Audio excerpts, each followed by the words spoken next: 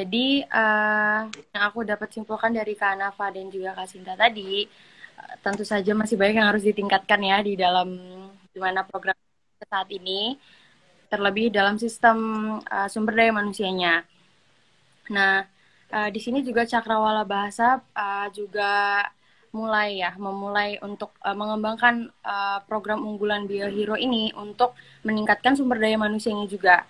Nah, dari sumber daya manusia ini kita itu bisa mendidik pemuda itu sendiri dari penjuru dunia, entah itu dari Indonesia atau negara lain, untuk mengambil peran yang besar dalam mendidik anak-anak panti. Nah, dari mendidik anak-anak panti ini tentu saja kita mempunyai gimana ya, kayak sifat yang uh, entahlah itu kita merasa wah ini kita entah kita ini mulia banget atau apa, kita jadi ngerasa gimana ya, kita jadi terpacu, kita jadi gimana ya, jadi terpacu untuk mengajar terus, untuk meningkatkan kualitas diri kita sendiri dan orang-orang di sekitar kita.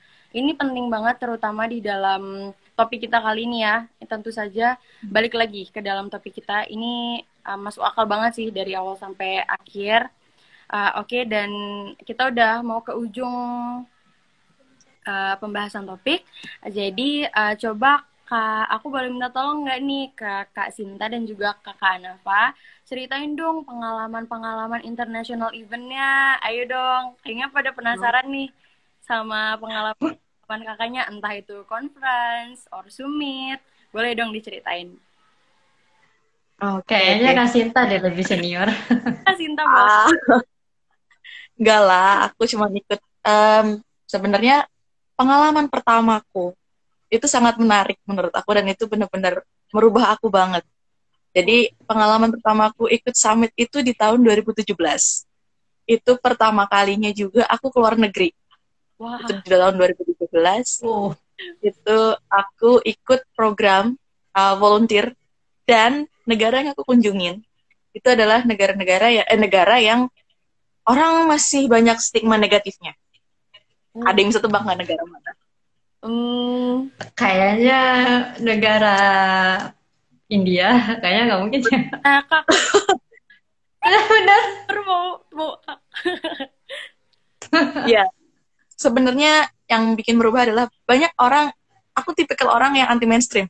Jadi ketika orang-orang mau ke negara-negara yang, eh, aku kenapa sih Sin? Pertama kali ketika aku bilang aku lolos gitu ya, fully funded untuk eh, namanya Global Heroes, itu di Aligarh, India. Itu dia bilang, teman aku bilang, Sin, kenapa sih ke India? Lo mau nggak balik ke Indonesia? Kayak gitu komentar. Kira-kira seperti itu. Aku mau merubah statement orang-orang bahwa India tidak seperti itu. India itu negara yang indah dengan banyak sekali keberagaman budayanya. Di situ saya belajar banyak banget. Tapi kalau dibilang pengalaman paling berkesan, balik lagi bahasa. Kenapa? Karena di India itu memang banyak orang-orang yang menggunakan bahasa Inggris tapi dengan aksen mereka. Dan itu cukup sulit aksennya. ngerti. Makanya kenapa aku bilang bahwa kita bisa menggunakan bahasa Inggris, tapi kita harus benar-benar paham sekali kalau orang-orang India itu ya. Dan itu pengalaman internasional pertama, di situ sama seperti misinya Cakrawala Bahasa, di sana saya sebagai pengajar. Pengajar pada saat itu tuh saya kebagi menjadi 3 divisi, kesehatan, terus pendidikan, sama ekonomi. Jadi saya kebagian di divisi pendidikan, mengajar bahasa Inggris, dan juga bagaimana mengajarkan ekonomi kreatif pada saat itu. Itu letaknya untuk anak-anak jalanan yang memang kondisinya sangat miris. Jadi kalau di kita panti asuhan itu masih masih bisa dibilang bagus gitu ya. Kalau mereka itu ruangan kecil, kecil sekali, itu isinya 217 anak dengan usia yang berbeda dan gurunya hanya 3.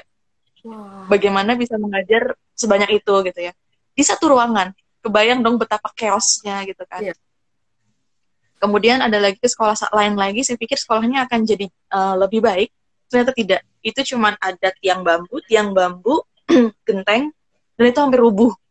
Dan itu anak-anaknya banyak sekali. Jadi itu benar-benar kayak ngerubah saya bahwa, oh, saya beruntung sekali ya, saya bisa ada di posisi ini, saya bisa sejauh ini gitu kan. Terus saya bisa ngerasa bahwa, oh ternyata terus sempat ada event juga summit, kayak semacam summit kecil-kecilan gitu ya.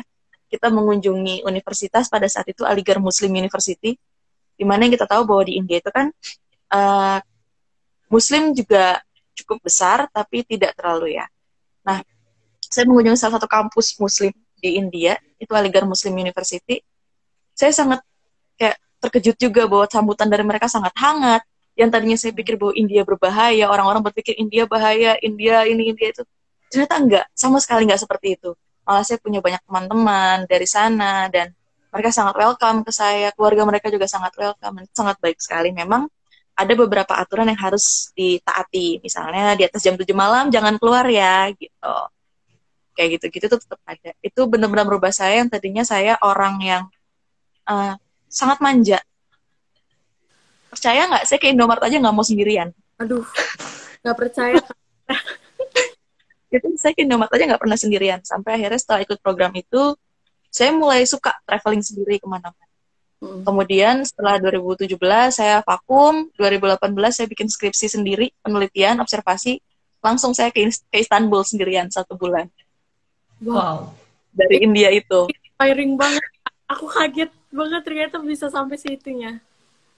Karena itu benar-benar it triggered me bahwa dunia itu gak seseram yang kamu pikir kok. Traveling sendirian gak seseram yang kamu pikir. Balik lagi, selama kamu bisa menguasai bahasa Inggris, you're safe. Kamu mau kemana aja gampang. Nah, yang unik ketika 1 bulan di Turki pada saat itu, saya merasa pede dong. Oh, saya bahasa Inggris, ya walaupun gak fluent, tapi setidaknya saya bisa. Tapi begitu sampai Turki, it doesn't work. Sumpah, mereka tuh kesulitan dalam berbahasa Inggris. Jadi, balik lagi, kemana-mana harus bawa handphone dengan translator. Aku ngomong, kasih ke mereka ngomong, aku dengerin. Nah, itulah, jadi seperti itu. Jadi, bukan berarti kita tidak menguasai suatu bahasa, lalu kita tidak bisa berkomunikasi. Makanya tadi kenapa saya sempat singgung bahwa selain bahasa, kita dipaksa untuk melek teknologi juga. Banyak kok cara kalau misalnya aku nggak ngerti ngomong sama orang Turki, tapi bukan berarti aku tidak bisa bicara sama mereka kan. Masih ada Google Translate. Kalau misalnya sekepepetnya kita nggak bisa pakai Google Translate karena nggak ada sinyal dan lain-lain, kita masih punya bahasa tubuh. Kita masih bisa pakai bahasa tubuh. Balik lagi, maaf, orang-orang disabilitas bagaimana mereka berkomunikasi menggunakan bahasa tubuh. Kenapa kita yang normal kita tidak bisa menggunakan bahasa tubuh? Kita saling belajar loh, bahkan kita bisa belajar bahasa dari orang-orang yang memiliki kekurangan. Jadi sama di Turki saya belajar kalau kepepet nggak ada sinyal ya udah pakai bahasa tubuh. Misalnya kayak saya mau teh, saya tunjuk gambarnya ini 1 kayak gitu-gitu. Sudah selesai saya balik ke Indonesia, terus saya ikut program Istanbul Youth Summit 2020. Vakum sebentar karena ngurusin skripsi dulu. Nah, terus karena kemampuan bahasa Inggris saya yang cukup lumayan, saya diminta untuk jadi panitia internasional konferensi tingkat tinggi dari profesor-profesor di seluruh dunia. Wow. Balik lagi karena bahasa. Iya. Karena bahasa. Nah, dan percaya nggak percaya saya belajar bahasa otodidak. Saya otodidak. Tahu nggak saya belajar bahasa dari mana sebelum saya tahu cakrawala bahasa? Apakah nonton film, Kak? No, Lagu bukan. kan? Lagu. Bukan. Justin Bieber. Bukan. Ayo tebak dari mana? Dating Apa? apps. Wah, Jadi, ini model nekat banget ya. Belajarnya lewat aplikasi dating. dating apps itu nggak selamanya cuma untuk flirting. No. Kalau saya terus terang saya ngomong bahwa saya di sini saya untuk belajar bahasa. Kenapa? Karena bagi saya cuma belajar bahasa katakanlah seminggu itu 1 kali 2 jam. Itu nggak akan cukup untuk saya improve. Bagaimana saya bisa melatih kemampuan bahasa Inggris saya kalau cuma belajar 2 jam? Ya saya pakai dating apps, saya kenal sama teman-teman. Saya ajak mereka teleponan walaupun bahasa Inggris kacau. Nah, dari situ saya mulai berkembang sampai akhirnya bisa jadi panitia untuk international conference tingkat tinggi. Itu untuk bisa dipublish ke jurnal internasional. Itu saya juga yang koreksi paper-papernya. Itu ada kurang lebih 15 negara yang hadir di situ, dan itu isinya profesor-profesor semua yang kayak, aduh bahasanya tinggi banget. Gitu, bahasa Inggrisnya yang masih levelnya menengah gitu, kayak yang, aduh ini bahasa Inggrisnya apa gitu. Tapi dari situ belajar lagi. Akhirnya sambil mempersiapkan esai untuk Istanbul Youth Summit ya. Nah kemudian ternyata alhamdulillahnya di Istanbul Youth Summit keterima juga sebagai peserta fully funded karena esainya pada saat itu dirasa oleh panitia cukup outstanding, diundang interview, kemudian dari interview sampai lolos lagi jadi benar peserta fully funded, gitu kan. Akhirnya saya ikut tuh program Istanbul Yasam. Wah, itu bener-bener pengalaman terbaik sih menurut aku. Ini bukan karena aku dari mewakili YBB sekarang ya IAS khusus. Tapi memang itu dari lubuk hati bahwa itu memang pengalaman terbaik.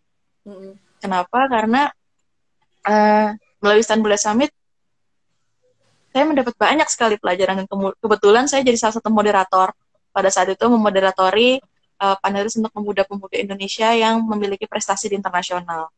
Salah satunya pada saat itu adalah Katurah Partayana.